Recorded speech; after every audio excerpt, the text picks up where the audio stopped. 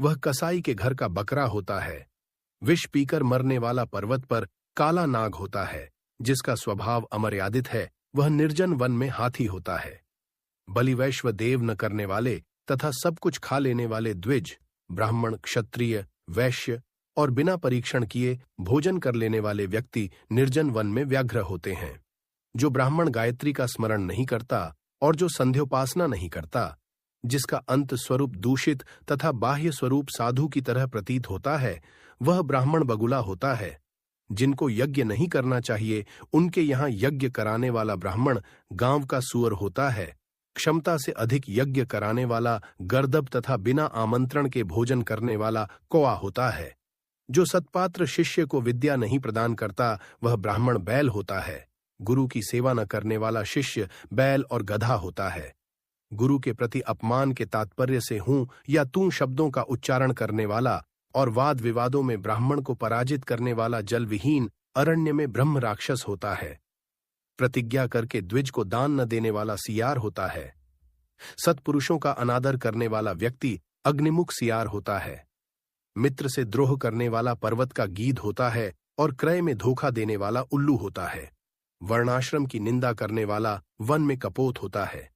आशा को तोड़ने वाला और स्नेह को नष्ट करने वाला, द्वेषवश स्त्री का परित्याग कर देने वाला बहुत काल तक चक्रवाक, चकोर होता है। माता पिता, गुरु से द्वेष करने वाला तथा बहन और भाई से शत्रुता करने वाला हजारों जन्मों तक गर्भ में या योनि में नष्ट होता रहता है। सास ससुर को अपशब्द कहने वाली स्त्री तथा नित्य कलह करने वाली स्त्री जलौका अर्थात जल जोंक होती है और पति की भर्त्सना करने वाली नारी जूं होती है। अपने पति का परित्याग करके परपुरुष का सेवन करने वाली स्त्री वल्गुणी, चमगादड़ी, छिपकली अथवा दो मुंह वाली सर्पिणी होती है। सगोत्र की स्त्री के साथ संबंध बनाकर अपने गोत्र को विनष्ट करने वाला त्रक्ष, लकड़बग्घा और शल्लकशाही होकर रीछ योनि में जन्म लेता है। तापसी के साथ व्यभिचार करने वाला कामी पुरुष मरु प्रदेश में पिशाच होता है और अप्राप्त यौवन से संबंध करने वाला वन में अजगर होता है। गुरु पत्नी के साथ गमन की इच्छा रखने वाला मनुष्य क्रिकलास, गिरगिट होता है। राजपत्नी के साथ गमन करने वाला ऊंट तथा मित्र की पत्नी के साथ गमन करने वाला गधा होता है। गुदा गमन करने वाला विष्ठाभोगी सूअर तथा शूद्रागामी बैल होता है। जो महाकामी होता है वह काम लंपट घोड़ा होता है।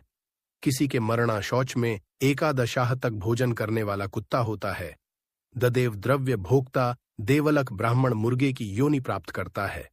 जो ब्राह्मण धम द्रव्यार्जन के लिए देवता की पूजा करता है वह देवलक कहलाता है। वह देव कार्य तथा पितृ कार्य के लिए निंदनीय है। महापातक से प्राप्त अत्यंत घोर एवं दारुण नरकों का भोग प्राप्त करके महापात की व्यक्ति कर्म के क्षय होने पर पुण्य इस मृत्युलोक में जन्म लेते हैं। ब्रह्महत्यारा गधा ऊंट और महिषी की योनि प्राप्त करता है तथा सुरापान करने वाला भेड़िया, कुत्ता एवं सियार की योनि में जाते हैं। स्वर्ण चुराने वाला कृमि, कीट तथा पतंग की योनि प्राप्त करता है। गुरु पत्नी के साथ गमन करने वाला क्रमशः तृण, गुल्म तथा लता होता है। परस्त्री का हरण करने वाला, धरोहर का हरण करने वाला तथा ब्राह्मण के धन का अपहरण करने वाला ब्रह्मराजास होता है। ब्राह्मण का धन कपट स्नेह से खाने वाला 7 पीढ़ियों तक अपने कुल का विनाश करता है और बलात्कार तथा चोरी के द्वारा खाने पर जब तक चंद्रमा और तारकों की स्थिति होती है तब तक वह अपने कुल को जलाता है। लोहे और पत्थरों के चूर्ण तथा विष को व्यक्ति पचा सकता है, पर तीनों लोकों में ऐसा कौन व्यक्ति है जो ब्रह्मस्व ब्राह्मण के धन को पचा सकता है। ब्राह्मण के धन से पोषित की गई सेना तथा वाहन युद्ध काल में बालू से बने सेतु बांध के समान नष्ट भ्रष्ट हो जाते हैं। देवद्रव्य का उपभोग करने से अथवा ब्रह्म स्वरूप का हरण करने से, ब्राह्मण का अतिक्रमण करने से कुलपतित हो जाते हैं। अपने आश्रित वेद परायण ब्राह्मण को छोड़कर अन्य ब्राह्मण को दान देना ब्राह्मण का अतिक्रमण करना कहलाता है। वेद वेदांग के ज्ञान से रहित ब्राह्मण को छोड़ना अतिक्रमण नहीं कहलाता है, क्योंकि जलती हुई आग को छोड़कर भस्म में आहुति नहीं दी जाती। हे तार्क्ष्य, ब्राह्मण का अतिक्रमण करने वाला व्यक्ति नरकों को भोगकर क्रमशः जन्मांध एवं दरिद्र होता है। वह कभी दाता नहीं बन सकता, अपितु याचक ही रहता है। अपने द्वारा दी हुई अथवा दूसरे द्वारा दी गई पृथ्वी को जो छीन लेता है, वह 60,000 वर्षों तक विष्ठा का कीड़ा होता है। जो स्वयं कुछ देकर पुण्य स्वयं ले भी लेता है, वह पापी एक कल्प तक नरक में रहता है। जीविका अथवा भूमि का दान देकर यत्नपूर्वक उसकी रक्षा करनी चाहिए। जो रक्षा नहीं करता, प्रत्युत उसे हर लेता है, वह पंगु अर्थात लंगड़ा कुत्ता होता है। ब्राह्मण को आजीविका देने वाला व्यक्ति 1,00,000 गोदान का फल प्राप्त करता है, और ब्राह्मण की वृत्ति का हरण करने वाला बंदर, कुत्ता तथा लंगूर होता है। हे खगेश्वर, प्राणियों को अपने कर्म के अनुसार लोक में पूर्वोक्त योनियां तथा शरीर पर चिन्ह देखने को मिलते हैं। इस प्रकार दुष्कर्म करने वाले जीव नारकीय यातनाओं को भोगकर अवशिष्ट पापों को भोगने के लिए इन पूर्वोक्त योनियों में जाते हैं। इसके बाद हजारों जन्मों तक तिर्यक पशु पक्षी का शरीर प्राप्त करके वे बोझा ढोने आदि कार्यों से दुख प्राप्त करते हैं।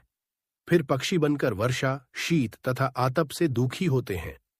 इसके बाद अंत में जब पुण्य और पाप बराबर हो जाते हैं, तब मनुष्य की योनि मिलती है। स्त्री पुरुष के संबंध से वह गर्भ में उत्पन्न होकर क्रमशः गर्भ से लेकर मृत्यु तक के दुख प्राप्त करके पुण्य मर जाता है। इस प्रकार सभी प्राणियों का जन्म और विनाश होता है।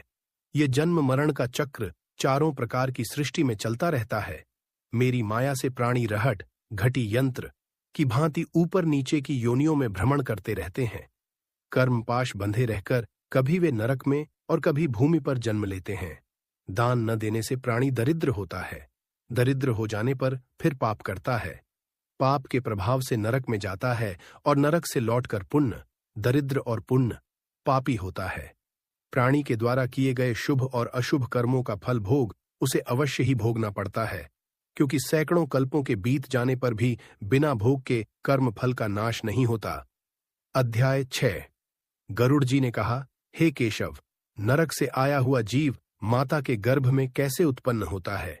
वह गर्भवास आदि के दुखों को जिस प्रकार भोगता है, वह सब भी मुझे बताइए। विष्णुरुवाच, भगवान विष्णु ने कहा, स्त्री और पुरुष के संयोग से जैसे मनुष्य की उत्पत्ति होती है, उसे मैं तुम्हें कहूंगा। ऋतुकाल के आरंभ के 3 दिनों तक इंद्र को लगी ब्रह्महत्या का चतुर्थांश रजस्वला स्त्रियों में रहता है। उस ऋतुकाल के मध्य में किए गए गर्भाधान के फलस्वरूप पापात्माओं के देह की उत्पत्ति होती है। रजस्वला स्त्री प्रथम दिन चांडालिनी, दूसरे दिन ब्रह्मघातिनी और तीसरे दिन रजकी धोबिन कहलाती है। नरक से आए हुए प्राणियों की ये 3 माताएं होती हैं। दैव की प्रेरणा से कर्मानुरोधी शरीर प्राप्त करने के लिए प्राणी पुरुष के वीर्य का आश्रय लेकर स्त्री के उदर में प्रविष्ट होता है। एक रात्रि में वह शुक्राणु कल्लल के रूप में, 5 रात्रि में बुद्बुद के रूप में, 10 दिनों में बेर के समान तथा उसके पश्चात मांसपेशियों से युक्त अंडाकार हो जाता है। 1 मास में सिर, 2 मास में बाहु आदि शरीर के सभी अंग, तीसरे मास में नख, लोम, अस्थि, चर्म तथा लिंग बोधक छिद्र उत्पन्न होते हैं। चौथे मास में रस, रक्त, मांस, मेदा, अस्थि, मज्जा और शुक्र, ये 7 धातुएं तथा 5वें मास में भूख प्यास पैदा होती है। छठे मास में जरायु में लिपटा हुआ वह जीव माता की दाहिनी कोख में घूमता है, और माता के द्वारा खाए पिए अन्नादि से बढ़े हुए धातुओं वाला वह जंतु विष्ठा मूत्र के दुर्गंधयुक्त गड्ढे रूप गर्भाशय में सोता है। वहां गर्भस्थ क्षुधित कृमियों के द्वारा उसके सुकुमार अंग प्रतिक्षण बार बार काटे जाते हैं, जिससे अत्यधिक क्लेश होने के कारण वह जीव मूर्छित हो जाता है। माता के द्वारा खाए हुए कड़वे, तीखे, गरम, नमकीन, रूखे तथा खट्टे पदार्थों के अति उद्वेजक संस्पर्श से उसे समूचे अंग में वेदना होती है, और जरायु अर्थात झिल्ली से लिपटा हुआ वह जीव आंतों द्वारा बाहर से ढका रहता है। उसकी पीठ और गर्दन कुंडलाकार रहती है। इस प्रकार अपने अंगों से चेष्टा करने में असमर्थ होकर भी वह जीव पिंजरे में स्थित पक्षी की भांति माता की कुक्ष में अपने सिर को दबाए हुए पड़ा रहता है। भगवान की कृपा से अपने सैकड़ों जन्मों के कर्मों का स्मरण करता हुआ वह गर्भस्थ जीव लंबी श्वास लेता है। ऐसी स्थिति में भला उसे कौन सा सुख प्राप्त हो सकता है? मांस, मज्जा आदि 7 धातुओं के आवरण में आवृत्त वह अर्षकल्प जीव भयभीत होकर हाथ जोड़कर विकल वाणी से उन भगवान की स्तुति करता है जिन्होंने उसको माता के उदर में डाला है। 7वें महीने के आरंभ से ही सभी जन्मों के कर्मों का ज्ञान हो जाने पर भी गर्भस्थ प्रसूति वायु के द्वारा चालित होकर वह विष्ठा में उत्पन्न सहोदर उसी पेट में उत्पन्न अन्य कीड़े की भांति एक स्थान पर ठहर नहीं पाता। जीव उवाच, जीव कहता है, मैं लक्ष्मी के पति, जगत के आधार, अशुभ का नाश करने वाले तथा शरण में आए हुए जीवों के प्रति वात्सल्य रखने वाले भगवान विष्णु की शरण में जाता हूँ। हे नाथ, आपकी माया से मोहित होकर मैं देह में अहम भाव तथा पुत्र और पत्नी आदि में ममत्व भाव के अभिमान से जन्म मरण के चक्कर में फंसा हूँ। मैंने अपने परिजनों के उद्देश्य से शुभ और अशुभ कर्म किए, किंतु अब मैं उन कर्मों के कारण अकेला जल रहा हूँ। उन कर्मों के फल भोगने वाले पुत्र कलत्रादि अलग हो गए।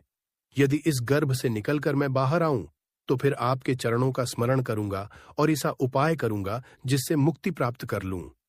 विष्ठा और मूत्र के कुएं में गिरा हुआ, जठराग्नि से जलता हुआ एवं यहां से बाहर निकलने की इच्छा करता हुआ मैं कब बाहर निकल पाऊंगा? जिस दीन दयाल परमात्मा ने मुझे इस प्रकार का विशेष ज्ञान दिया है, मैं उन्हीं की शरण ग्रहण करता हूं, जिससे मुझे पुण्य संसार के चक्कर में न आना पड़े। अथवा मैं माता के गर्भगृह से कभी भी बाहर जाने की इच्छा नहीं करता, क्योंकि बाहर जाने पर पाप कर्मों से पुण्य मेरी दुर्गति हो जाएगी। इसलिए यहां बहुत दुख की स्थिति में रहकर भी मैं खेद रहित होकर आपके चरणों का आश्रय लेकर संसार से अपना उद्धार कर लूंगा। श्री भगवान वाच, श्री भगवान बोले, इस प्रकार की बुद्धि वाले एवं स्तुति करते हुए 10 मास के आरश्य कल्प उस जीव को प्रसूति वायु प्रसव के लिए तुरंत नीचे की ओर ढकेलता है। प्रसूति मार्ग के द्वारा नीचे सिर करके सहसा गिराया गया वह आतुर जीव अत्यंत कठिनाई से बाहर निकलता है और उस समय वह श्वास नहीं ले पाता है तथा उसकी स्मृति भी नष्ट हो जाती है। पृथ्वी पर विष्ठा और मूत्र के बीच गिरा हुआ वह जीव मल में उत्पन्न कीड़े की भांति चेष्टा करता है और विपरीत गति प्राप्त करके ज्ञान नष्ट हो जाने के कारण अत्यधिक रुदन करने लगता है। गर्भ में, रुग्णावस्था में, श्मशान भूमि में तथा पुराण के पारायण या श्रवण के समय जैसी बुद्धि होती है, वह यदि स्थिर हो जाए तो कौन व्यक्ति सांसारिक बंधन से मुक्त नहीं हो सकता। कर्म भोग के अनंतर जीव जब गर्भ से बाहर आता है, तब उसी समय वैष्णवी माया उस पुरुष को मोहित कर देती है। उस समय माया के स्पर्श से वह जीव विवश होकर कुछ बोल नहीं पाता, प्रत्युत शैशवादी अवस्थाओं में होने वाले दुखों को पराधीन की भांति भोगता है। उसका पोषण करने वाले लोग उसकी स्थिति इच्छा को जान नहीं पाते, अतः प्रत्याख्यान करने में असमर्थ होने के कारण वह अनभिप्रेत अर्थात विपरीत स्थिति को प्राप्त हो जाता है। स्वदत जीवों से दूषित तथा विष्ठा मूत्र से अपवित्र शैया पर सुलाए जाने के कारण अपने अंगों को खुजलाने में, आसन से उठने में तथा अन्य चेष्टाओं को करने में वह असमर्थ रहता है।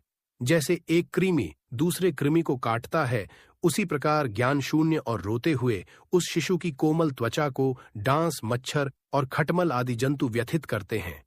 इस प्रकार शैशवावस्था का दुखाख भोगकर वह पौगंडावस्था में भी दुखाख ही भोगता है। तदनंतर युवावस्था प्राप्त होने पर आसुरी संपत्ति, दंभ, घमंड और अभिमान तथा क्रोध, कठोरता तथा अज्ञान, ये सब आसुरी संपदा लेकर उत्पन्न हुए पुरुष के लक्षण हैं, को प्राप्त करता है। तब वह दुर्व्यसनों में आसक्त होकर नीच पुरुषों के साथ संबंध बनाता है और वह कामलंपट प्राणी शास्त्र तथा सत्पुरुषों से द्वेष करता है। भगवान की माया रूपी स्त्री को देखकर वह अजितेंद्रिय पुरुष उसकी भाव भंगिमा से प्रलोभित होकर महामोहरूप अंधतम में उसी प्रकार गिर पड़ता है जिस प्रकार अग्नि में पतंगा, हिरण, हाथी, पतंगा, भौंरा और मछली, ये पांचों क्रमशः शब्द, स्पर्श, रूप, गंध तथा रस, इन 5 विषयों में एक एक में आसक्ति होने के कारण ही मारे जाते हैं। फिर एक प्रमादी व्यक्ति जो 5 इंद्रियों से 5 विषयों का भोग करता है, वह क्यों नहीं मारा जाएगा? अभीप्सित वस्तु की अप्राप्ति की स्थिति में अज्ञान के कारण ही क्रोध हो आता है और शोक को प्राप्त व्यक्ति देह के साथ ही बढ़ने वाले अभिमान तथा क्रोध के कारण वह कामी व्यक्ति स्वयं अपने नाश हेतु दूसरे कामी से शत्रुता कर लेता है। इस प्रकार अधिक बलशाली अन्य कामी जनों के द्वारा वह वैसे ही मारा जाता है जैसे किसी बलवान हाथी से दूसरा हाथी। इस प्रकार जो मूर्ख अत्यंत दुर्लभ मानव जीवन को विषयासक्ति के कारण व्यर्थ में नष्ट कर लेता है, उससे बढ़कर पापी और कौन होगा? सैकड़ों योनियों को पार करके पृथ्वी पर दुर्लभ मानव योनि प्राप्त होती है। मानव शरीर प्राप्त होने पर भी द्विजत्व की प्राप्ति उससे भी अधिक दुर्लभ है। अति दुर्लभ द्विजत्व को प्राप्त कर जो व्यक्ति द्विजत्व की रक्षा के लिए अपेक्षित धर्म कर्मानुष्ठान नहीं करता, केवल इंद्रियों की तृप्ति में ही प्रयत्नशील रहता है, उसके हाथ में आया हुआ अमृत स्वरूप वह अवसर उसके प्रमाद से नष्ट हो जाता है। इसके बाद वृद्धावस्था को प्राप्त करके महान व्याधियों से व्याकुल होकर मृत्यु को प्राप्त करके वह पूर्ववत महान दुखपूर्ण नरक में जाता है। इस प्रकार जन्म मरण के हेतुभूत कर्मपाश से बंधे हुए वे पापी मेरी माया से विमोहित होकर कभी भी वैराग्य को प्राप्त नहीं करते। हे तार्क्ष्य, इस प्रकार मैंने तुम्हें अंत्येष्टि कर्म से हीन पापियों की नरक गति बताई। अब आगे और क्या सुनना चाहते हो? अध्याय 7। सूतजी ने कहा, ऐसा सुनकर पीपल के पत्ते की भांति कांपते हुए गरुड़ जी ने प्राणियों के उपकार के लिए पुण्य भगवान विष्णु से पूछा। गरुड़ उवाच, गरुड़ जी ने कहा, हे स्वामिन, किस उपाय से मनुष्य प्रमादवश अथवा जानकर पाप कर्मों को करके भी यम की यातना को न प्राप्त हो, उसे कहिए। संसार रूपी सागर में डूबे हुए दीन चित्त वाले, पाप से नष्ट बुद्धि वाले तथा विषयों के कारण दूषित आत्मा वाले मनुष्यों के उद्धार के लिए हे माधव, पुराणों में सुनिश्चित किए गए उपाय को बताइए जिससे मनुष्य सद्गति प्राप्त कर सके। श्री भगवान बोले, हे तार्क्ष्य, मनुष्यों के हित की कामना से तुमने अच्छी बात पूछी है। सावधान होकर सुनो, मैं तुम्हें सब कुछ बताता हूं। हे खगेश्वर, मैंने इसके पहले पुत्र रहित और पापी मनुष्यों की यातना का वर्णन किया है। पुत्रवान तथा धार्मिक मनुष्यों की पूर्वोक्त दुर्गति कभी नहीं होती। यदि अपने पूर्वार्जित कर्मों के कारण पुत्रोत्पत्ति में विघ्न हो तो किसी उपाय से पुत्र की उत्पत्ति संपन्न करें। हरिवंश पुराण की कथा सुनकर विधानपूर्वक शतचंडी यज्ञ करके तथा भक्तिपूर्वक शिव की आराधना करके विद्वान को पुत्र उत्पन्न करना चाहिए। यथ पुत्र पितरों की पुम नामक नरक से रक्षा करता है, अतः स्वयं भगवान ब्रह्मा ने ही उसे पुत्र नाम से कहा है। एक धर्मात्मा पुत्र संपूर्ण कुल को तार देता है। पुत्र के द्वारा व्यक्ति लोगों को जीत लेता है, ऐसी सनातनी श्रुति है। इस प्रकार वेदों ने भी पुत्र के उत्तम माहात्म्य को कहा है। इसलिए पुत्र का मुख देख करके मनुष्य पितृयारण से मुक्त हो जाता है। पौत्र का स्पर्श करके मनुष्य तीनों आणों देव और ईर्षि पितृ से मुक्त हो जाता है। इस प्रकार पुत्र पौत्र तथा प्रपौत्रों से यमलोक का अतिक्रमण करके स्वर्ग आदि को प्राप्त करता है। ब्राह्म विवाह की विधि से ब्याही गई पत्नी से उत्पन्न औरस पुत्र ऊर्ध्वगति प्राप्त कराता है और संग्रहित पुत्र अधोगति की ओर ले जाता है। हे खग श्रेष्ठ, ऐसा जानकर के व्यक्तिहीन जाति की स्त्री से उत्पन्न पुत्रों को त्याग दे। हे खग, सवर्ण पुरुषों से सवर्णा स्त्रियों में जो पुत्र उत्पन्न होते हैं वे औरस पुत्र कहे जाते हैं और वे ही श्राद्ध प्रदान करके पितरों को स्वर्ग प्राप्त कराने के कारण होते हैं। औरस पुत्र के द्वारा किए गए श्राद्ध से पिता को स्वर्ग प्राप्त होता है, इस विषय में क्या कहना। दूसरे के द्वारा दिए गए श्राद्ध से भी प्रेत स्वर्ग को चला जाता है, इस विषय में सुनो। यहां मैं एक प्राचीन इतिहास कहूंगा जो और्ध्वदैहिक दान के श्रेष्ठ महात्म्य को सूचित करता है। हे तार्क्ष्य, पूर्व काल में त्रेता युग में महोदय नाम के रमणीय नगर में महाबलशाली और धर्मपरायण बभ्रुवाहन नामक एक राजा रहता था। वह यज्ञानुष्ठान परायण, दानियों में श्रेष्ठ, लक्ष्मी से संपन्न, ब्राह्मण भक्त तथा साधु पुरुषों के प्रति अनुराग रखने वाला, शील तथा आचार आदि गुणों से युक्त, स्वजनों के प्रति अपनत्व और इतरजनों के प्रति दया के भाव से संपन्न था। क्षात्र धर्मपरायण वह राजा औरस पुत्र की भांति धर्मपूर्वक अपनी प्रजा का पालन करता था और दंड देने योग्य अपराधियों को दंड देता था। वह महाबाहु किसी समय सेना के साथ मृगया के लिए नाना वृक्षों से युक्त एक घनघोर वन में प्रविष्ट हुआ। वह वन नाना मृग गणों से व्याप्त और अनेक पक्षियों से भरा हुआ था। उस समय राजा ने वन के मध्य में दूर से एक मृग को देखा। राजा के द्वारा सुदृढ़ बाण से विद्ध वह मृग बाण सहित जंगल में अदृश्य हो गया। रुधिर से गीली हुई घास पर अंकित चिन्ह से राजा ने उसका पीछा किया। तब मृग के प्रसंग से वह राजा दूसरे वन में जा पहुंचा। भूख प्यास से सूखे हुए कंठ वाला तथा परिश्रम के संताप से पीड़ित उस राजा ने एक जलाशय के समीप पहुंचकर घोड़े के साथ उसमें स्नान किया तथा कमल की गंधादि से सुगंधित शीतल जल का पान किया। इसके बाद उस जलाशय से बाहर निकलकर श्रमरहित राजा बभ्रुवाहन ने वृक्ष रूपी विशाल शाखाओं के कारण फैले हुए मनोहर और शीतल छाया वाले तथा पक्षी समूहों से कूजित एक वट वृक्ष देखा। वह वृक्ष संपूर्ण वन की महती पताका की भांति स्थित था। उसकी जड़ के पास जाकर राजा बैठ गया। उसके बाद राजा ने भूख और प्यास से व्याकुल इंद्रियों वाले, ऊपर की ओर उठे हुए बालों वाले, अत्यंत मलिन, कुबड़े और मांस रहित एक भयावह प्रेत को देखा। उस विकृत आकृति वाले भयावह प्रेत को देखकर बभ्रुवाहन विस्मित हो गया। प्रेत भी घने जंगलों में आए हुए राजा को देखकर चकित हो गया और समुत्सुक मन वाला होकर वह प्रेतराज उसके पास आया। हे तार्क्ष! तब उस प्रेतराज ने राजा से कहा, हे महाबाहो, आपके संबंध से मैंने प्रेत भाव का त्याग कर दिया है, अर्थात मेरा प्रेत भाव छूट गया है और मैं परम शांति को प्राप्त हो गया हूं तथा धन्यतर हो गया हूं। राजोवाच राजा ने कहा, हे कृष्ण वर्ण वाले तथा भयावह रूप वाले प्रेत, किस कर्म के प्रभाव से देखने में डरावने लगने वाले और बहुत ही अमंगलकारी इस प्रेतत्व स्वरूप को तुमने प्राप्त किया है? हे तात, अपने प्रेतत्व की प्राप्ति का सारा कारण बतलाओ। तुम कौन हो और किस दान से तुम्हारा प्रेतत्व नष्ट होगा? प्रेत उवाच प्रेत ने कहा, हे श्रेष्ठ राजन, मैं आरंभ से आपको सब कुछ बतलाता हूं। प्रेतत्व का कारण सुनकर आप कृपया उसे दूर करने की दया कीजिए। वैदिश नाम का एक नगर था जो सभी प्रकार की संपत्तियों से समृद्ध, नाना जनपदों से व्याप्त, अनेक प्रकार के रत्नों से परिपूर्ण, धनिकों के भवनों तथा देव एवं राजप्रसादों से सुशोभित और अनेक प्रकार के धर्मानुष्ठानों से युक्त था। हे तात, मैं वहां रहता हुआ निरंतर देव पूजा किया करता था। आपको विदित होना चाहिए कि मैं वैश्य जाति में उत्पन्न हुआ और मेरा नाम सुदेव था। मैंने हव्य प्रदान करके देवताओं का तथा कव्य प्रदान करके पितरों का तर्पण किया। अनेक प्रकार के दानों से मैंने ब्राह्मणों को संतुष्ट किया था और अनेक बार दीन, अंधे एवं कृपण मनुष्यों को अन्न दिया था। किंतु हे राजन, मेरा यह सारा सत्कर्म मेरे दुर्दैव से निष्फल हो गया। जिस कारण मेरा सुकृत निष्फल हुआ वह मैं आपको बताता हूं। मुझे कोई संतान नहीं है, मेरा कोई सुहृद नहीं है, कोई बांधव नहीं है और न ऐसा कोई मित्र ही है जो मेरी ऊर्ध्वदैहिक क्रिया करता। हे महाराज, मृत्यु के अनंतर जिस व्यक्ति के उद्देश्य से षोडश मासिक श्राद्ध नहीं दिए जाते, सैकड़ों श्राद्ध करने पर भी उसका प्रेतत्व सुस्थिर ही रहता है, अर्थात दूर नहीं होता। हे महाराज, आप मेरा ऊर्ध्वदैहिक कृत्य करके मेरा उद्धार कीजिए, क्योंकि इस लोक में राजा सभी वर्णों का बंधु कहा जाता है। इसलिए हे राजेंद्र, आप मेरा उद्धार कीजिए, मैं आपको मणिरत्न देता हूं।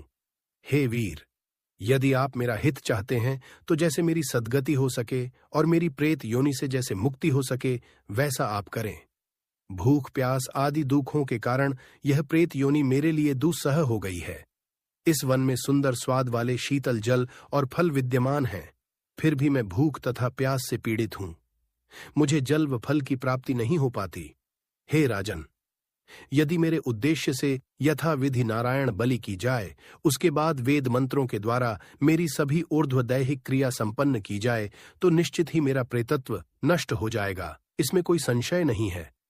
मैंने सुन रखा है कि वेद के मंत्र, तप, दान और सभी प्राणियों में दया, सत शास्त्रों का श्रवण, भगवान विष्णु की पूजा और सज्जनों की संगति, ये सब प्रेत योनि के विनाश के लिए होते हैं। इसलिए मैं आपसे प्रेतत्व को नष्ट करने वाली विष्णु पूजा को कहूंगा।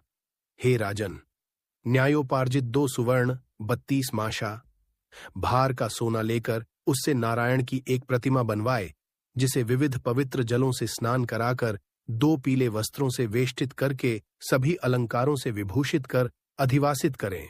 तदनंतर उसका पूजन करें। उस प्रतिमा के पूर्व भाग में श्रीधर, दक्षिण में मधुसूदन, पश्चिम में वामन और उत्तर में गदाधर, मध्य में पितामह ब्रह्मा तथा महादेव शिव की स्थापना करके गंध पुष्पादि द्रव्यों के द्वारा विधि विधान से पृथक पृथक पूजन करें। उसके बाद प्रदक्षिणा करके अग्नि में हवन करके देवताओं को तृप्त करके घृत, दधि तथा दूध से विश्वे देवों को तृप्त करें। तदनंतर सामहित चित्त वाला यजमान स्नान करके नारायण के आगे विनीतात्मा होकर विधिपूर्वक मन में संकल्पित ऊर्ध्वदैहिक क्रिया का आरंभ करें। इसके बाद क्रोध तथा लोभ से रहित होकर शास्त्र विधि से सभी श्राद्धों को करें तथा वृषोत्सर्ग करें। तदनंतर ब्राह्मणों को 13 पद दान करे, फिर शय्या दान देकर प्रेत के लिए घट का दान करे। राजोवाच राजा ने कहा, हे प्रेत, किस विधान से प्रेत घट का निर्माण करना चाहिए और किस विधान से उसका दान करना चाहिए? सभी प्राणियों के ऊपर अनुकंपा करने के हेतु से प्रेतों को मुक्ति दिलाने वाले प्रेतघट दान के विषय में बताइए। प्रेत उवाच, प्रेत ने कहा, हे महाराज, आपने ठीक पूछा है। जिस सुदृढ़ दान से प्रेतत्व नहीं होता है उसे मैं कहता हूं। आप ध्यान से सुने। प्रेतघट का दान सभी प्रकार के अमंगलों का विनाश करने वाला, सभी लोकों में दुर्लभ और दुर्गति को नष्ट करने वाला है। ब्रह्मा, शिव तथा विष्णु सहित लोकपालों युक्त तपाए हुए सोने का एक घट बनाकर उसे दूध, घी आदि से पूरा भरकर भक्तिपूर्वक प्रणाम करके ब्राह्मण को दान करें। इसके अतिरिक्त तुम्हें अन्य सैकड़ों दानों को देने की क्या आवश्यकता? हे राजन, उस घट के मध्य में ब्रह्मा, विष्णु तथा कल्याण करने वाले अविनाशी शंकर की स्थापना करें एवं घट के कंठ में पूर्व आदि दिशाओं में क्रमशः लोकपालों का आवाहन करके उनकी धूप, पुष्प, चंदन आदि से विधिवत पूजा करके दूध और घी के साथ उस हिरण्यमय घट का ब्राह्मण को दान करना चाहिए। हे राजन, प्रेतत्व की निवृत्ति के लिए सभी दानों में श्रेष्ठ और महापातकों का नाश करने वाले इस दान को श्रद्धापूर्वक करना चाहिए। भगवान उवाच, श्री भगवान ने कहा, हे कश्यप पुत्र गरुड़, प्रेत के साथ इस प्रकार बातचीत हो ही रही थी कि उसी समय हाथी, घोड़े आदि से व्याप्त राजा की सेना पीछे से वहां आ गई। सेना के आने के बाद राजा को महामणि देकर उन्हें प्रणाम करके पुण्य अपने उद्धार के लिए और्ध्वदैहिक क्रिया करने की प्रार्थना करके वह प्रेत अदृश्य हो गया। हे पक्षिण, उस वन से निकलकर राजा भी अपने नगर को चला गया और अपने नगर में पहुंचकर प्रेत के द्वारा बताए हुए वचनों के अनुसार उसने विधि विधान से और्ध्वदैहिक क्रिया का अनुष्ठान किया। उसके पुण्य प्रदान से मुक्त होकर प्रेत स्वर्ग को चला गया। जब दूसरे के द्वारा दिए हुए श्राद्ध से प्रेत की सद्गति हो गई तो फिर पुत्र के द्वारा प्रदत्त श्राद्ध से पिता की सद्गति हो जाए, इसमें क्या आश्चर्य? इस पुण्यप्रद इतिहास को जो सुनता है और जो सुनाता है, वे दोनों पापाचारों से युक्त होने पर भी प्रेतत्व को प्राप्त नहीं होते।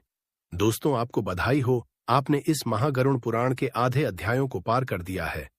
मैं जानता हूं आप सब हमारे साथ पूरी तरह से जुड़े हुए हैं और हमारी जिम्मेदारी बनती है कि हम अपनी भारतीय संस्कृति, भारतीय वेदों, पुराणों और प्राचीन सभ्यता को लोगों तक पहुंचाएं। क्योंकि दोस्तों, हमारा और आपका मकसद सिर्फ एक ही है, इस समाज में सभी का भला करना, सभी का विकास करना और एक राम राज्य बनाना। यह तभी संभव हो पाएगा जब आप इस वीडियो को लाइक करेंगे और चैनल को सब्सक्राइब कर लेंगे, क्योंकि ऐसे करने से वीडियो और लोगों के पास जाएगी और सनातन धर्म का प्रसार होगा। और साथ ही आपसे जितना बन सकता है उतने लोगों के पास शेयर जरूर करें। व्हाट्सएप, टेलीग्राम, इंस्टाग्राम, हर जगह इस वीडियो को फैला दो। आइए परमात्मा का नाम स्मरण करते हुए अध्याय 9 जानते हैं और समझते हैं। अध्याय 8। गरुड़ जी ने कहा, हे तार्क्ष्य, मनुष्यों के हित की दृष्टि से आपने बड़ी उत्तम बात पूछी है। धार्मिक मनुष्य के लिए करने योग्य जो कृत्य है वह सब कुछ मैं तुम्हें कहता हूं। पुण्यात्मा व्यक्ति वृद्धावस्था के प्राप्त होने पर अपने शरीर को व्याधिग्रस्त तथा ग्रहों की प्रतिकूलता को देखकर और प्राणवायु के नाद न सुनाई पड़ने पर अपने मरण का समय जानकर निर्भय हो जाए और आलस्य का परित्याग कर जाने अनजाने किए गए पापों के विनाश के लिए प्रायश्चित का आचरण करे। जब आतुरकाल उपस्थित हो जाए तो स्नान करके शालग्राम स्वरूप भगवान विष्णु की पूजा कराए।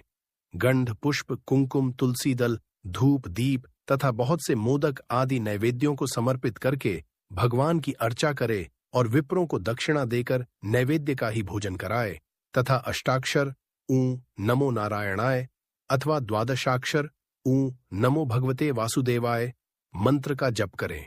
भगवान विष्णु और शिव के नाम का स्मरण करें और सुने।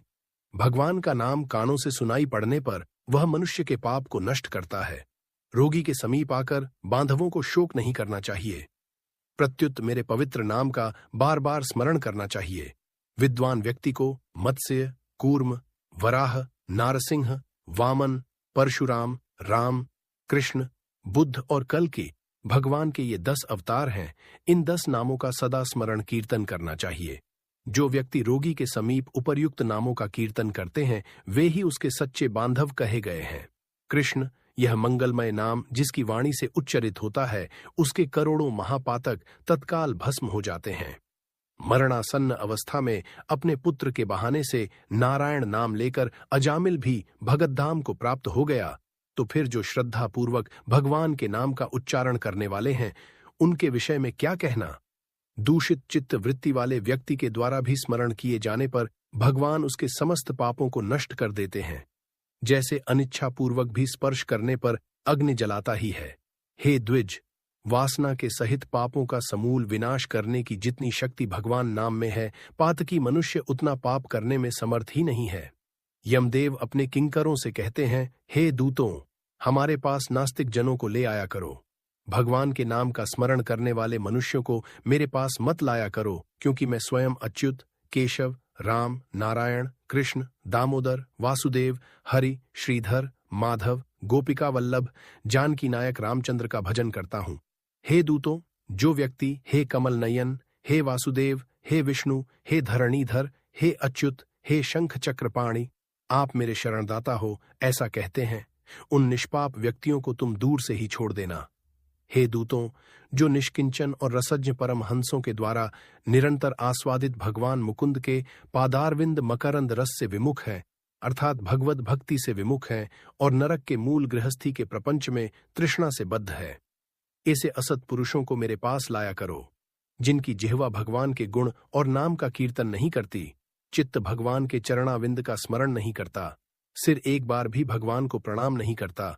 ऐसे विष्णु के आराधना, उपासना आदि कृत्यों से रहित असत पुरुषों को मेरे पास ले आओ। इसलिए हे पक्षींद्र, जगत में मंगल स्वरूप भगवान विष्णु का कीर्तन ही एकमात्र महान पापों के आत्यंतिक और एकांतिक निवृत्ति का प्रायश्चित है, ऐसा जानो।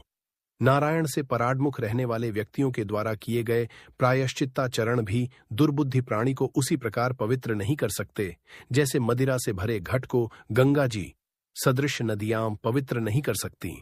भगवान कृष्ण के नाम स्मरण से पाप नष्ट हो जाने के कारण जीव नरक को नहीं देखते और स्वप्न में भी कभी यम तथा यमदूतों को नहीं देखते। जो व्यक्ति अंतकाल में नंदनंदन भगवान श्री कृष्ण के पीछे चलते हैं, इसी गाय को ब्राह्मणों को दान देता है, वह मांस, हड्डी और रक्त से परिपूर्ण वैतरणी नड़ी में गिरता, अथवा जो मृत्यु के समय में नंदनंदन इस प्रकार की वाणी का उच्चारण करता है, शरीर धारण नहीं करता, अर्थात मुक्त हो जाता है। अतः पापों के समूह को नष्ट करने वाले महाविष्णु के नाम का स्मरण करना चाहिए, अथवा गीत या विष्णु सहस्त्र नाम का पठन अथवा श्रवण करना चाहिए। एकादशी का व्रत, गीता, गंगाजल, तुलसी दल, भगवान विष्णु का चरणामृत और नाम, ये मरण काल में मुक्ति देने वाले हैं। इसके बाद घृत और सुवर्ण सहित अन्नदान का संकल्प करें। श्रोत्रिय द्विज, वेदपाठी ब्राह्मण को सवत्सा गौ का दान करें। हे तार्क्ष्य, जो मनुष्य अंतकाल में थोड़ा बहुत दान देता है और पुत्र उसका अनुमोदन करता है, वह दान अक्षय होता है। सत्पुत्र को चाहिए कि अंतकाल में सभी प्रकार का दान दिलाए। लोक में धर्मज्ञ पुरुष इसीलिए पुत्र के लिए प्रार्थना करते हैं। भूमि पर स्थित आधी आंखें मूंदे हुए पिता को देखकर पुत्रों को उनके द्वारा पूर्व संचित धन के विषय में तृष्णा नहीं करनी चाहिए। सत्पुत्र के द्वारा दिए गए दान से जब तक उसका पिता जीवित हो तब तक और फिर मृत्यु के अनंतर आतिवाहिक शरीर से भी परलोक के मर्ग में वह दुख नहीं प्राप्त करता। आतुर काल और ग्रहण काल, इन दोनों कालों में दिए गए दान का विशेष महत्व है, इसलिए तिल आदि अष्टदान अवश्य देने चाहिए। तिल, लोहा, सोना, कपास, नमक, सप्तधान्य, धान, जौ, गेहूं, उड़द, काकुन या कंगुनी और चना, ये सप्तधान्य कहे जाते हैं। भूमि और गाय, इनमें से एक एक का दान भी पवित्र करने वाला है। यह अष्ट महादान महापातकों का नाश करने वाला है, अतः अंतकाल में इसे देना चाहिए।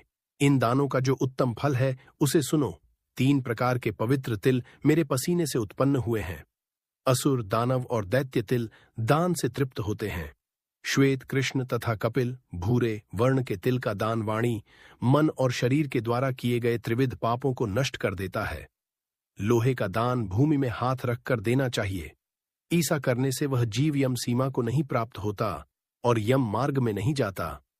पाप कर्म करने वाले व्यक्तियों का निग्रह करने के लिए यम के हाथ में कुल्हाड़ी, मूसल, दंड, तलवार तथा छुरी शस्त्र के रूप में रहते हैं।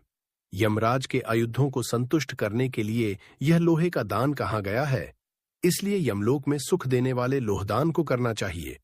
उरण, श्यामसूत्र, शंडामर्क, उदुम्बर, शेषंबल नामक यम के महादूत लोहदान से सुख प्रदान करने वाले होते हैं। हे तार्क्ष्य, परम गोपनीय और दानों में उत्तम दान को सुनो, जिसके देने से भूलोक, भूवरलोक, अंतरिक्ष और स्वर्गलोक के निवासी अर्थात मनुष्य, भूत प्रेत तथा देवगण संतुष्ट होते हैं। ब्रह्मा आदि देवता, आर्षिगण तथा धर्मराज के सभासद स्वर्ण दान से संतुष्ट होकर वर प्रदान करने वाले होते हैं। इसलिए प्रेत के उद्धार के लिए स्वर्ण दान करना चाहिए। हे तात, स्वर्ण का दान देने से जीव यमलोक नहीं जाता, उसे स्वर्ग की प्राप्ति होती है। बहुत काल तक वह सत्यलोक में निवास करता है। तदनंतर इस लोक में रूपवान, धार्मिक, वाक्पटु, श्रीमान और अतुल पराक्रमी राजा होता है। कपास का दान देने से यमदूतों से भय नहीं होता, लवण का दान से यम से भय नहीं होता। लोहा, नमक, कपास, तुल और स्वर्ण के दान से यमपुर के निवासी चित्रगुप्त आदि संतुष्ट होते हैं। सप्तधान्य प्रदान करने से धर्मराज और यमपुर के तीनों द्वारों पर रहने वाले अन्य द्वारपाल भी प्रसन्न हो जाते हैं। धान, जौ, गेहूं, मूंग, उड़द, काकुन या कंगुनी और सातवां चना ये सप्तधान्य कहे गए हैं। जो व्यक्ति गोचर्म मात्र, सो गायें और एक बैल जितनी भूमि पर स्वतंत्र रूप से रह सकें, विचरण कर सकें, उतनी विस्तार वाली भूमि गोचर्म कहलाती है। इसका दान समस्त पापों का नाश करने वाला है। भूमि विधान पूर्वक सत्पात्र को देता है, वह ब्रह्महत्या के पाप से मुक्त होकर पवित्र हो जाता है।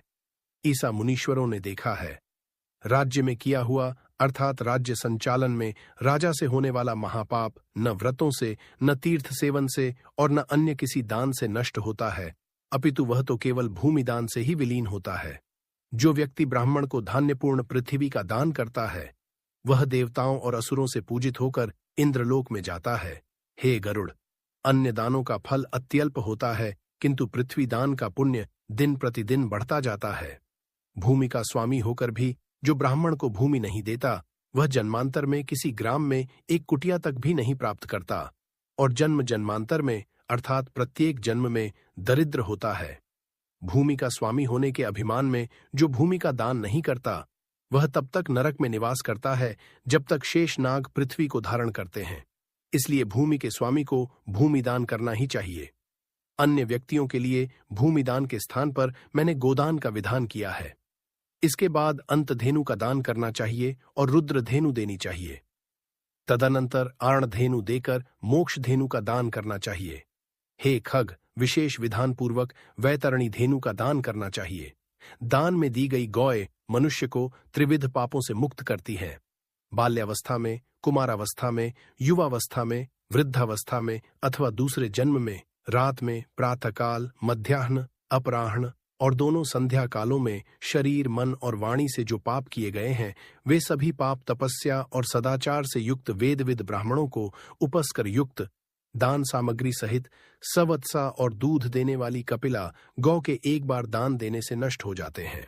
दान में दी गई वह गौ अंतकाल में गोदान करने वाले व्यक्ति का संचित पापों से उद्धार कर देती है। स्वस्थ चित्तावस्था में दी गई एक गौ, आतुरावस्था में दी गई 100 गाय और मृत्युकाल में चित्त विवर्जित व्यक्ति के द्वारा दी गई 1000 गाय तथा मरणोत्तर काल में दी गई विधि पूर्वक 1,00,000 गाय के दान का फल बराबर ही होता है। यहाँ स्वस्थावस्था में गोदान करने का विशेष महत्व बतलाया गया है। तीर्थ में सत्पात्र को दी गई एक गाय का दान 1 लक्ष्य गोदान के तुल्य होता है। सत्पात्र में दिया गया दान लक्ष्य गुणा होता है। उस दान से दाता को अनंत फल प्राप्त होता है और दान लेने वाले पात्र को प्रतिग्रह दान लेने का दोष नहीं लगता। स्वाध्याय और होम करने वाला तथा दूसरे के द्वारा पकाए गए अन्न को न खाने वाला अर्थात स्वयं पाकी ब्राह्मण रत्नपूर्ण पृथ्वी का दान लेकर भी प्रतिग्रह दोष से लिप्त नहीं होता। विष और शीत को नष्ट करने वाले मंत्र और आग भी क्या दोष के भागी होते हैं। अपात्र को दी गई वह गाय दाता को नरक में ले जाती है और अपात्र प्रतिग्रहिता को 101 पीढ़ी के पुरुषों के सहित नरक में गिराती है। इसलिए अपने कल्याण की इच्छा करने वाले विद्वान व्यक्ति को अपात्र को दान नहीं देना चाहिए। एक गाय एक ही ब्राह्मण को देनी चाहिए। बहुत ब्राह्मणों को एक गाय कदापि नहीं देनी चाहिए। वह गौ यदि बेची या बांटी गई तो 7 पीढ़ी तक के पुरुषों को जला देती है।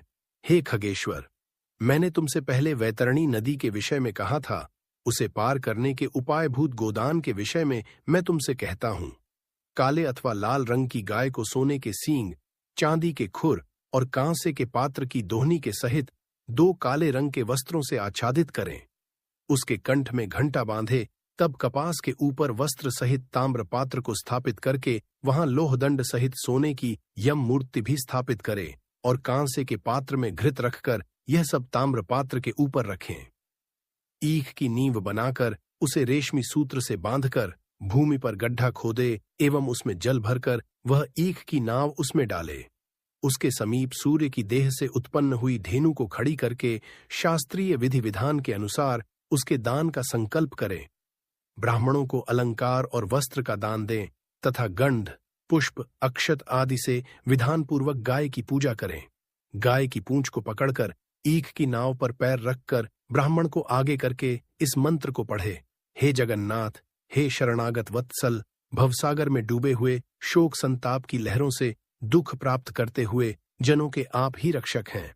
हे ब्राह्मण श्रेष्ठ, विष्णु रूप भूमिदेव, आप मेरा उद्धार कीजिए। मैंने दक्षिणा के सहित यह वैतरणी रूपिणी गाय आपको दी है, आपको नमस्कार है। मैं महाभयावह यम मार्ग में 100 योजन विस्तार वाली उस वैतरणी नदी को पार करने की इच्छा से आपको इस वैतरणी गाय का दान देता हूं। आपको नमस्कार है। हे वैतरणी धेनु, हे देवेशी, यमद्वार के महामार्ग में वैतरणी नदी के पार कराने के लिए आप मेरी प्रतीक्षा करना, आपको नमस्कार है। मेरे आगे भी गौएगो हो, मेरे पीछे भी गौएगो हो, मेरे हृदय में भी गौएगो हो और मैं गौं के मध्य में निवास करूं। जो लक्ष्मी सभी प्राणियों में प्रतिष्ठित हैं तथा जो देवता में प्रतिष्ठित हैं, वे ही धेनुरूपा लक्ष्मी देवी मेरे पाप को नष्ट करें। इस प्रकार मंत्रों से भली भांति प्रार्थना करके हाथ जोड़कर गाय और यम की प्रदक्षिणा करके सब कुछ ब्राह्मण को प्रदान करें। हे खग, इस विधान से जो वैतरणी धेनु का दान करता है वह धर्म मार्ग से धर्मराज की सभा में जाता है। शरीर की स्वस्थावस्था में ही वैतरणी विषयक व्रत का आचरण कर लेना चाहिए और वैतरणी पार करने की इच्छा से विद्वान को वैतरणी गाय का दान करना चाहिए। हे खग, वैतरणी गाय का दान करने से महामार्ग में वह नदी नहीं आती, इसलिए सर्वदा पुण्यकाल में गोदान करना चाहिए। गंगा आदि सभी तीर्थों में, ब्राह्मणों के निवास स्थानों में, चंद्र और सूर्य ग्रहण काल में, संक्रांति में, अमावस्या तिथि में, उत्तरायण और दक्षिणायण, कर्क और मकर संक्रांतियों में, विषुव अर्थात मेष तथा तुला की संक्रांति में, व्यतिपात योग में, युगादि तिथियों में तथा अन्यान्य पुण्य कालों में उत्तम गोदान देना चाहिए। जब कभी भी श्रद्धा उत्पन्न हो जाए और जब भी दान के लिए सुपात्र प्राप्त हो जाए, वही समय दान के लिए पुण्यकाल है, क्योंकि संपत्ति अस्थिर है। शरीर नश्वर है, संपत्ति सदा रहने वाली नहीं है और मृत्यु प्रतिक्षण निकट आती जा रही है, इसलिए धर्म का संचय करना चाहिए। अपनी धन संपत्ति के अनुसार किया गया दान अनंत फल वाला होता है, इसलिए अपने कल्याण की इच्छा रखने वाले व्यक्ति को विद्वान ब्राह्मण को दान देना चाहिए। अपने हाथ से अपने कल्याण के लिए दिया गया अल्प वित्त वाला वह दान भी अक्षय होता है और उसका फल भी तत्काल प्राप्त होता है। दान रूपी पाठेय को लेकर जीव परलोक के महामार्ग में सुखपूर्वक जाता है, अन्यथा दान रूपी पाठेय रहित प्राणी को यम मार्ग में क्लेश प्राप्त होता है। पृथ्वी पर मनुष्यों के द्वारा जो जो दान दिए जाते हैं, यमलोक के मार्ग वे सभी आगे आगे उपस्थित हो जाते हैं। महान पुण्य के प्रभाव से मनुष्य जन्म प्राप्त होता है। उस मनुष्य योनि को प्राप्त कर जो व्यक्ति धर्माचरण करता है वह परम गति को प्राप्त करता है।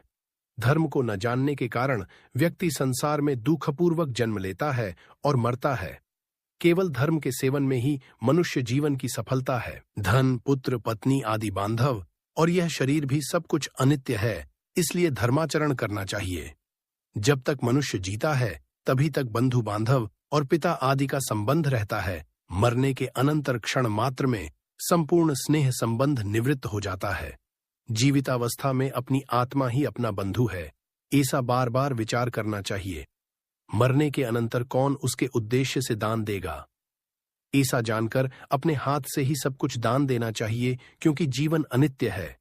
बाद में अर्थात उसकी मृत्यु के पश्चात कोई भी उसके लिए दान नहीं देगा। मृत शरीर को काठ और ढेले के समान पृथ्वी पर छोड़कर बंधु बांधव विमुख होकर लौट जाते हैं। केवल धर्म ही उसका अनुगमन करता है। धन संपत्ति घर में ही छूट जाती है।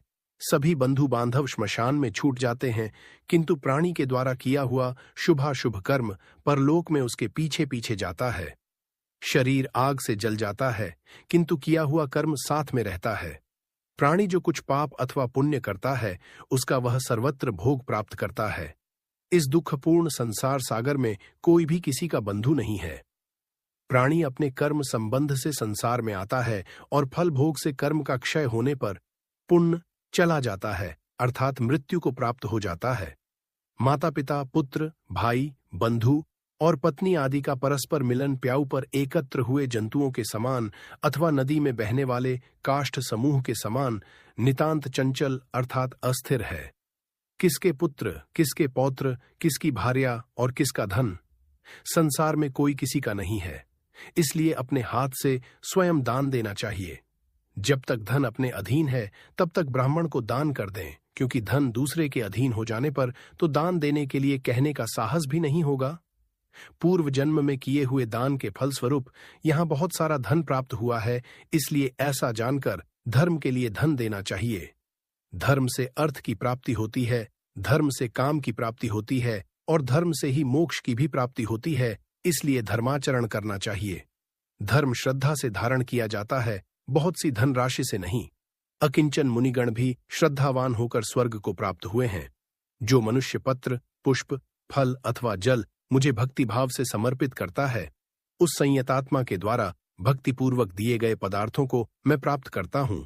इसलिए विधि विधान पूर्वक अवश्य ही दान देना चाहिए। थोड़ा हो या अधिक, इसकी कोई गणना नहीं करनी चाहिए।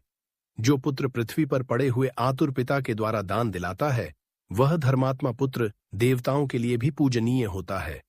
माता पिता के निमित्त जो धन पुत्र के द्वारा सत्पात्र को समर्पित किया जाता है, उससे पुत्र, पौत्र और प्रपौत्र के साथ वह व्यक्ति स्वयं भी पवित्र हो जाता है। पिता के उद्देश्य से किए गए दान से 1000 गुना, बहन के उद्देश्य से किए गए दान से 10,000 गुना और सहोदर भाई के निमित्त किए गए दान से अनंत गुना पुण्य प्राप्त होता है। दान देने वाला उपद्रवग्रस्त नहीं होता, उसे नरक यातना नहीं प्राप्त होती और मृत्यु काल में उसे यमदूतों से भी कोई भय नहीं होता। हे खग, यदि कोई व्यक्ति लोभ से आतुर काल में दान नहीं देते, वे कंजूस पापी प्राणी मरने के अनंतर शोक गमन होते हैं। आतुर काल में आतुर के उद्देश्य से जो पुत्र, पौत्र, सहोदर भाई, सगोत्री और सुहृजन दान नहीं देते, वे ब्रह्महत्यारे हैं, इसमें कोई संशय नहीं है। अध्याय 8 गरुड़ जी बोले, हे प्रभो, आपने आतुरकालिक दान के संदर्भ में भली भांति कहा। अब म्रियमाण मरणासन्न व्यक्ति के लिए जो कुछ करना चाहिए उसे बताइए। श्री भगवान उवाच, श्री भगवान ने कहा, हे तार्क्ष्य, जिस विधान से मनुष्य मरने पर सद्गति प्राप्त करते हैं, शरीर त्याग करने की उस विधि को मैं कहता हूं, सुनो। कर्म के संबंध से जब प्राणी अपना शरीर छोड़ने लगता है, तो उस समय तुलसी के समीप गोबर से एक मंडल की रचना करनी चाहिए। वहां उस मंडल के ऊपर तिल बिखेरकर कुशों को बिछाए, तदनंतर उनके ऊपर श्वेत वस्त्र के आसन पर शालिग्राम शिला को स्थापित करें। जहां पाप, दोष और भय को हरण करने वाली शालग्राम शिला विद्यमान है, उसके सन्निधान में मरने से प्राणी की मुक्ति सुनिश्चित है।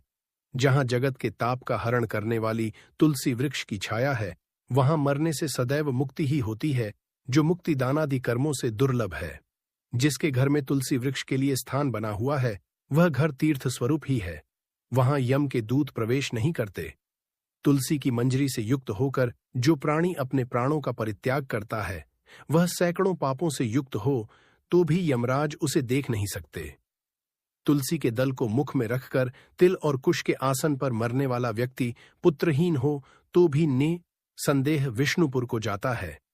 तीनों प्रकार के तिल, काले, सफेद और भूरे, कुश और तुलसी, ये सब म्रियमाण प्राणी को दुर्गति से बचा लेते हैं। यत मेरे पसीने से तिल पैदा हुए हैं, अत वे पवित्र हैं। असुर, दानव और दैत्य तिल को देखकर भाग जाते हैं।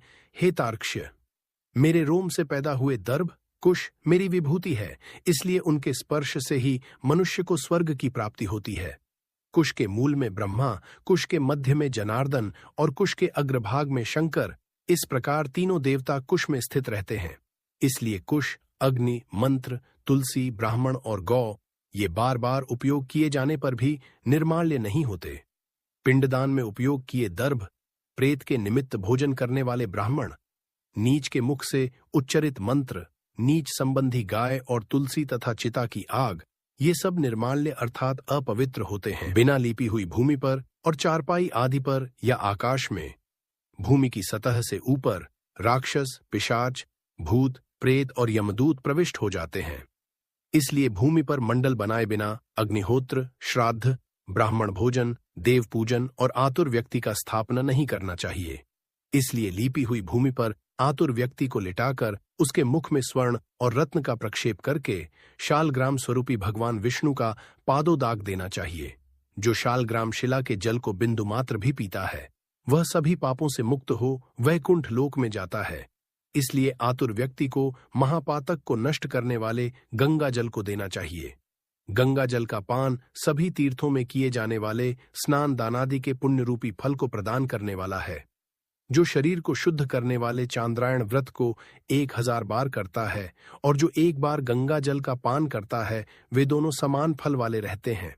हे तार्क्ष्य, अग्नि के संबंध से जैसे रुई की राशि नष्ट हो जाती है, उसी प्रकार गंगा जल से पातक भस्मसात हो जाते हैं। जो सूर्य की किरणों से संतप्त गंगा के जल का पान करता है, वह सभी योनियों से छूटकर हरि के धाम को प्राप्त होता है। अन्य नदियां मनुष्यों को जलावगाहन, स्नान करने पर पवित्र करती हैं, किंतु गंगा जी तो दर्शन, स्पर्श, दान अथवा गंगा इस नाम का कीर्तन करने मात्र से सैकड़ों, हजारों पुण्य रहित पुरुषों को भी पवित्र कर देती हैं। इसलिए संसार से पार लगा देने वाले गंगा जल को पीना चाहिए। जो व्यक्ति प्राणों के कंठगत होने पर गंगा गंगा ऐसा कहता है, वह विष्णु लोक को प्राप्त होता है और पुण्य भूलोक में जन्म नहीं लेता। प्राणोत्क्रमण, प्राणों के निकलने के समय जो पुरुष श्रद्धायुक्त होकर मन से गंगा का चिंतन करता है, वह भी परम गति को प्राप्त होता है। अतः गंगा का ध्यान, गंगा को नमन, गंगा का संस्मरण करना चाहिए और गंगा जल का पान करना चाहिए। इसके बाद मोक्ष प्रदान करने वाली श्रीमद् भागवत की कथा को जितना संभव हो उतना श्रवण करना चाहिए। जो व्यक्ति अंत समय में श्रीमद् भागवत के एक श्लोक, आधे श्लोक अथवा एक पाठ का भी पाठ करता है, वह ब्रह्मलोक को प्राप्त होकर पुण्य संसार में कभी नहीं आता। ब्राह्मण, क्षत्रिय और वैश्य को मरण काल में वेद और उपनिषदों का पाठ तथा शिव व विष्णु की स्तुति से मुक्ति प्राप्त होती है। हे खग, प्राण त्याग के समय मनुष्य को अनशन व्रत अर्थात अन्न तथा जल का त्याग करना चाहिए, और यदि वह विरक्त द्विजन्मा हो तो उसे आतुर संन्यास लेना चाहिए। प्राणों के कंठ में आने पर जो प्राणी मैंने संन्यास ले लिया है, ऐसा कहता है, वह मरने पर विष्णु लोक को प्राप्त होता है। पुण्य पृथ्वी पर उसका जन्म नहीं होता। इस प्रकार हे खग, जिस धार्मिक पुरुष के आतुरकालिक पूर्वोक्त कार्य संपादित किए जाते हैं,